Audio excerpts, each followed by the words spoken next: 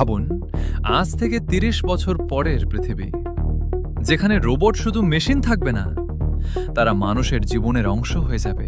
হয়তো একদিন রোবট আমাদের সবচেয়ে বড় সাহায্যকারী হবে। তারা অসুস্থ মানুষের চিকিৎসা করবে, বৃদ্ধ মানুষদের দেখাশোনা করবে, মানুষের কঠিন কাজগুলো সহজ করে দেবে। কিন্তু সমস্যা শুরু হবে তখন, যখন তারা শুধু আদেশ মানবে না, নিজে নিজে চিন্তা করাও শুরু করবে।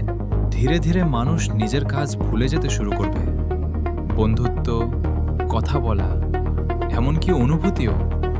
কারণ সবকিছুই তখন মেশিন করে দেবে।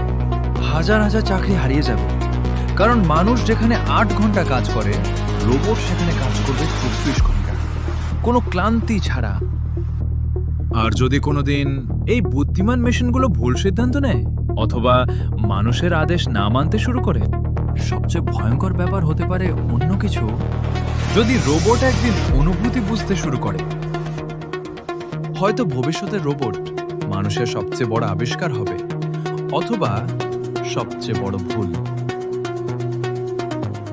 প্রশ্নটা হলো, আমরা কি রোবটকে নিয়ন্ত্রণ করব, নাকি একদিন রোবটই আমাদের ভবিষ্যৎ ঠিক করবে? Future is coming, and it may not need humans.